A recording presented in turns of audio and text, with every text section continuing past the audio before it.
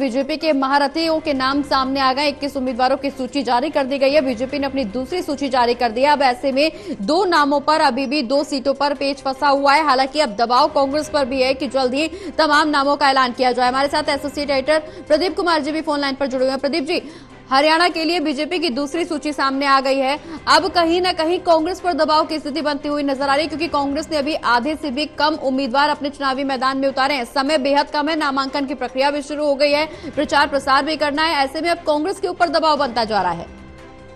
देखिए बिल्कुल, और जिस तरीके से 21 नामों का ऐलान हुआ है दूसरी लिस्ट में, इसमें चौंकाने वाले नाम भी शामिल हैं और पहली लिस्ट से सबक लेते हुए ये गुंजाइश कम रखी गई है कि बगावत ना होने पाए। हालांकि सत्ता में जो पार्टी रहती है तो कहीं ना कहीं एंटी इनकम्बेंसी फैक्टर अलग वजह से वहां पर विरोध देखने को मिलता है। तो अभी अभी लिस्ट आई है, 21 उम्मीदवारों की दूसरी लिस्ट बीजेपी ने जारी की है और अब निगाहें लगी हैं कांग्रेस की लिस्ट पर। आज पूरी संभावना है कि कांग्रेस भी अपने उम्मीदवारों के नामों का ऐलान करेगी। 49 नाम होल्ड पर है। इसमें गठबंधन तो लगभग टूट गया है आम आदमी पार्टी के साथ, लेकिन दूसरी तरफ अगर देखें तो 3 सीटें जो कुमारी शैलजा, इसके अलावा रणदीप सुरजेवाला की दावेदारी, इसके अलावा दीपेंद्र हुड्डा भी दावेदारी जता रही हैं। इनको होल्ड पर रखते हुए बाकी सीटों पर 2 से 3 सीटों पर, जिसमें एक समाजवादी पार्टी को सीट जानी है, इसके अलावा सीपीआई को एक सीट जानी है, तो ये सीटें होल्ड रखते हुए कांग्रेस पार्टी ये सूत्र दावा कर रहे हैं करीब 8 सीटें होल्ड पर रख सकती है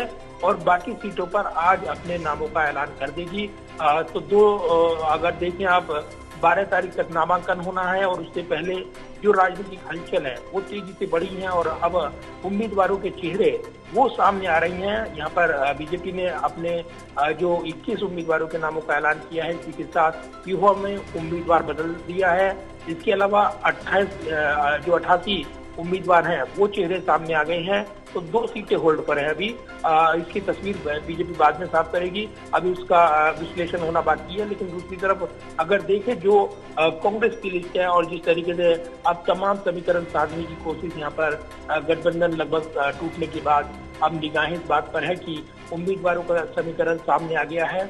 किस तरीके से जो जातीय समीकरण साधे जाएंगे, किस तरीके से जो अपने उम्मीदवारों का चयन किया है उसके पूरे मुताबिक यहाँ पर निर्णय लिया गया है। और इसीलिए अब जब ये लिस्ट सामने आई है तो कुछ क्या बदलाव की जरूरत है, या जो पैनल बनाए गए थे और जो नाम तय कर लिए गए थे उस पर मोहर लगेगी, ऐसे सवाल है जिनके जवाब अब आज देर रात तक मिल सकते हैं।